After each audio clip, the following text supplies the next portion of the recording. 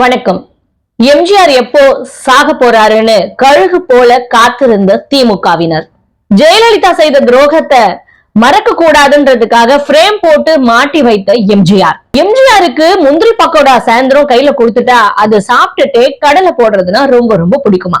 இந்த மாதிரி எம்ஜிஆர் பத்தின நிறைய சுவாரஸ்யமான தகவல்கள் தான் இன்னைக்கு நம்ம இந்த வீடியோல பார்க்க போறோம். வீடியோ ஸ்கிப் பண்ணாம ஃபுல்லா பாருங்க. வாங்க வீடியோக்குள்ள போகலாம்.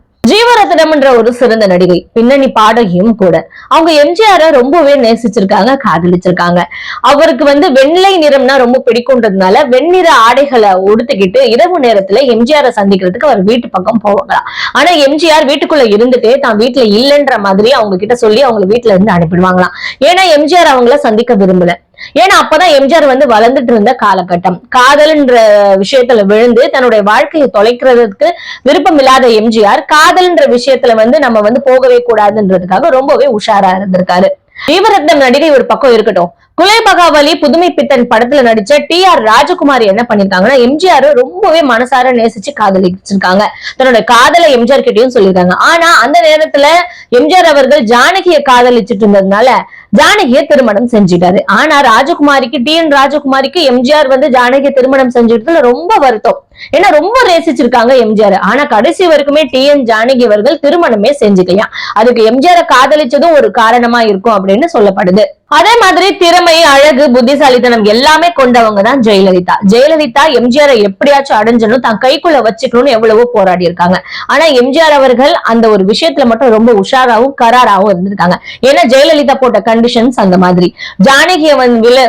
ஜானகியை டிவோர்ஸ் பண்ணிட்டு வந்துருங்க, நான் உங்களை பத்திரமா பாத்துக்கிறேன், நான் உங்க கூடவே இருக்கேன்னு சொல்லி ஜெயலலிதா எந்த விதமோ எப்படியோ அவங்களை மயக்க ட்ரை பண்ணிருக்காங்க. ஏன்னா எம்ஜிஆருடைய செல்வாக்கையும் அவருக்கு உண்டான மரியாதையும் பார்த்து மயங்கிய ஜெயலலிதா. ஆனா ஜெயலலிதா எவ்வளவு முயற்சி செஞ்சும் எம்ஜிஆருடைய மனைவின்ற அந்தஸ்தை பெறவே முடியல அப்படின்றதுதான் உண்மையான ஒரு விஷயம். ஆனா எம்ஜிஆர் அவர்கள் திருமணம் செஞ்சு கொண்டதாகவும் ஆனா அந்த தாலியை ஜெயலலிதாவே கலட்டி எரிஞ்சு விட்டதாகவும் ஒரு செய்தி இருக்கு. ஆனா எம்ஜிஆர் கடைசி வரைக்குமே ஜெயலலிதாவை மனைவியா ஏத்துக்கவே இல்லை. ஜெயலலிதா ஒரு இன்டர்வியூல என்ன சொல்லிருக்காங்கன்னா, யாருதான் அவரை காதலிக்க மாட்டாங்க, எல்லாருமே தான் காதலிச்சிருக்காங்க அப்படின்னு சொல்லி ரொம்ப சர்வசாதாரணமா அந்த விஷயத்த கடந்து போயிட்டாங்க. இதுதான் ஜெயலலிதாவுடைய புத்திசாலித்தனம்.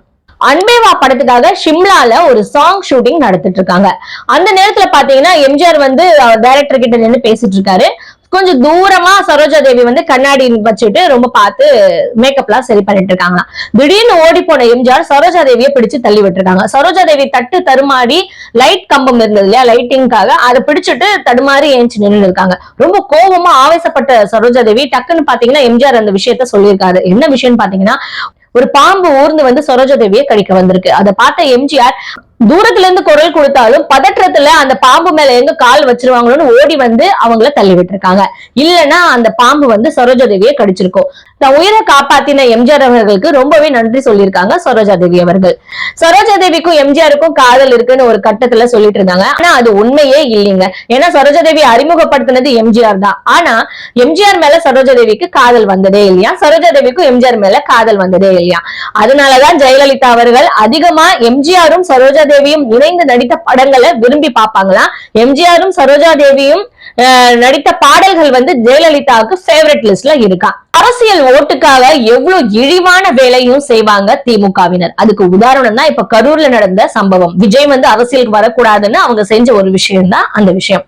அதே மாதிரிதான் எம்ஜிஆருக்கும் செஞ்சிருக்காங்க. எம்ஜிஆர் உடல்நிலை சரியில்லாம அமெரிக்கால இருந்தப்போ கருணாநிதி அவர்கள் என்ன செஞ்சிருக்காருன்னா, அதாவது பதவி பசியில இருந்த கருணாநிதி என்ன செஞ்சிருக்காருன்னா, மக்கள் எல்லாருமே எனக்கு ஓட்டு போடுங்க, என்ன முதல்வர் ஆக்குங்க, எம்ஜிஆர் உடல்நலம் தேறி வந்த உடனே என்னுடைய முதல்வர் பதவியை நான் எம்ஜிஆருக்கு கொடுத்துறேன்னு சொல்லி ஓட்டு கேட்டிருக்காரு.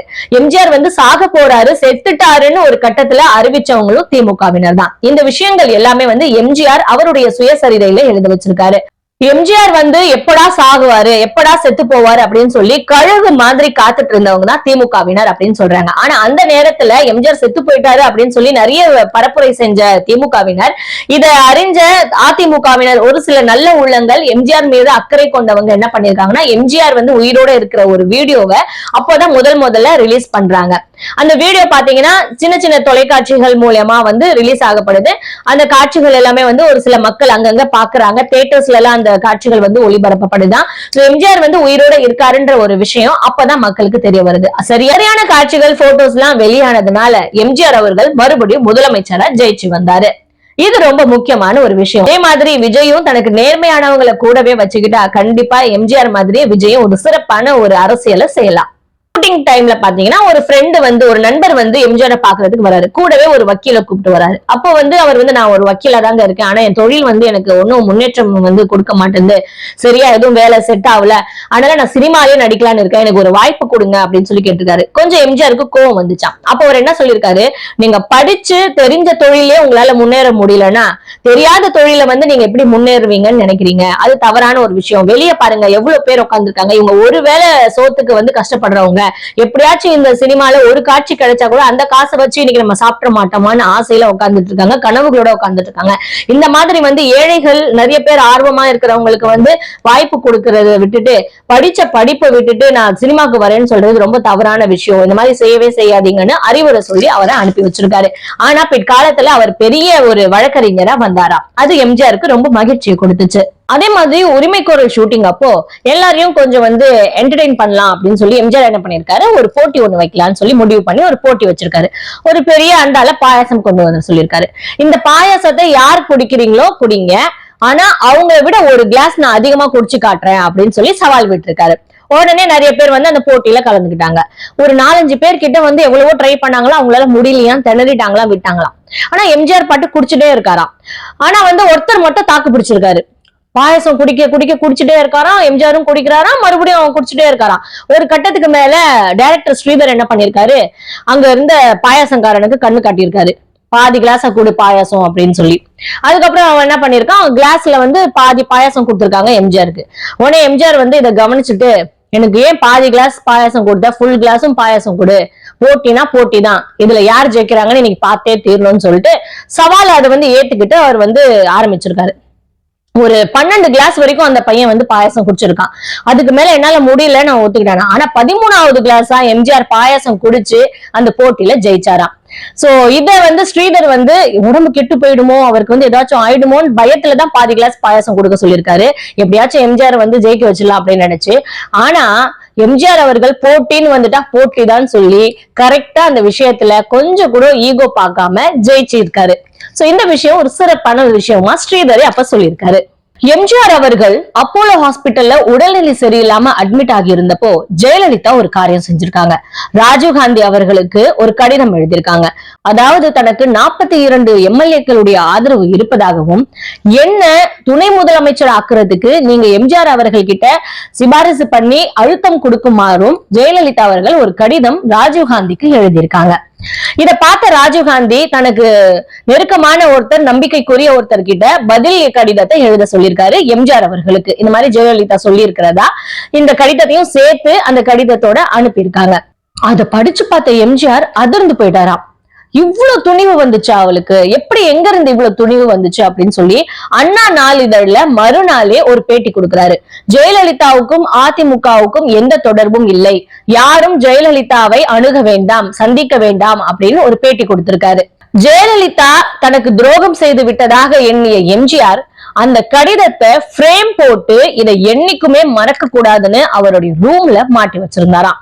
அவர் போகும்போது வரும்போதுலாம் அந்த கடிதத்தை பாப்பாராம். அந்த அளவுக்கு ஜெயலலிதாவை அந்த நேரத்துல எம்ஜிஆர் அவர்கள் வெறுத்து இருக்காரு. இந்த விஷயம் இன்னொரு விதமாவும் சொல்லப்படுது. காங்கிரஸ் வந்து ஜெயலலிதாவை தூண்ட வச்சு இந்த மாதிரி கடிதம் எழுத சொல்லி இப்படி ஒரு நாடகம் நடத்தியதாகவும் சொல்லப்படுது. ஏன்னா காங்கிரஸ் ஆதரவு கொடுத்து ஜெயலலிதாவும் காங்கிரஸும் ஜெயிக்கணும்னு அப்பவே பிளான் பண்ணதாகவும் இந்த விஷயங்கள் அப்ப பேசப்பட்டுச்சு. ஆனா ஜெயலலிதா செஞ்சது துரோகம் தானே. எம்ஜிஆர் மனசுல அது ஒரு ஆறா வடுவாதான் இருந்திருக்கு. இதை எம்ஜிஆர் எழுதியிருக்காரு. நான்வெஜ்னா எம்ஜிஆருக்கு ரொம்ப இஷ்டம். நான்வெஜ் இல்லாம அவர் சாப்பிடவே மாட்டாராம். அதுவும் அவருடைய சாப்பாட்டுல டெய்லி ஒரு கீரை பொரியல் கண்டிப்பா இருக்கணுமா. அதே மாதிரி இறால் குழம்புனா அவருக்கு ரொம்ப உசுராம். டெய்லி இறால் குழம்பு கொடுத்தாலும் அவர் சாப்பிட்டுருவாராம். அதே மாதிரி பாசுந்தி பாத்தீங்கன்னா எப்படியாச்சும் தோணும் போதெல்லாம் யாருக்கிட்டையாச்சும் சொல்லி வரவழைச்சு அந்த பாசுந்தி அவர் சாப்பிடுவாராம். அதே மாதிரி முந்திரி பக்கோடா, முந்திரி பக்கோடானா எம்ஜிஆருக்கு ரொம்ப ஃபேவரட்டா. ஈவினிங் டைம்ல டெய்லி முந்திரி பக்கோடாவை வச்சுக்கிட்டு தான் நண்பர்களுடைய திரையுலக நண்பர்களோட சேர்ந்து சினிமாவையும் அரசியலையும் பத்தியும் டிஸ்கஸ் பண்ணுவாராம். சோ முந்திரி பக்கோடா சாப்பிட்டுட்டே பேசுறதுல அவருக்கு ஒரு ஆனந்தமா. அவரும் சாப்பிடுவாரு, மத்தவங்களுக்கும் கொடுப்பாரு. இதுதான் எம்ஜிஆருடைய பாலிசி. ஆனாலும் அவருடைய டெய்லி சாப்பாட்டுல பாசுந்தி, கீரை, இறால் குழம்பு இதெல்லாம் இருந்தாலும் அவருடைய முக்கியமான ஒரு சாப்பாடு என்ன தெரியுமா? தண்ணி ஊத்தி வச்ச சாதம். இந்த சாதத்தை அவர் டெய்லி ஒரு கப்பாச்சும் சாப்பிடுவாராம். அது காலையில இருந்தாலும் சரி, இல்ல மதியமா இருந்தாலும் சரி, நைட்டு தூங்குறதுக்கு முன்னாடியாச்சும் அந்த கப்பு தண்ணி சாதத்தை அவர் சாப்பிட்டு தான் தூங்குவாராம். எதனால அப்படின்னா அவருடைய சிறு வயசுல அவர் ரொம்ப கஷ்டப்பட்டு இருக்காரு இல்லையா சாப்பாட்டுக்கு, அந்த விஷயத்த மறக்க கூடாதுன்றதுக்காக நல்ல நல்ல உணவு சாப்பிட்டு நம்ம தூங்கினா இந்த விஷயம் மறந்துருமோன்னு சொல்லி இதை எந்த காலத்திலயும் எந்த காரணத்தை கொண்டு நான் மறக்க கூடாதுன்றதுக்காக தண்ணி சாதத்தை சாப்பிட்டுட்டு தான் அவர் தூங்க போவாராம். அப்படி தூங்கினாதான் அவருக்கும் நிம்மதியா இருக்குமா. அவருடைய கஷ்டம் என்னன்னு எம்ஜிஆர் அவர்கள் தெரிஞ்சிருக்கு. அந்த அளவுக்கு அவர் உதவியும் செஞ்சிருக்காரு. இன்னி வரைக்கும் நம்ம எம்ஜிஆருக்கு மறக்காததுக்கு காரணமே இந்த மாதிரி நல்ல உள்ளம் தான்.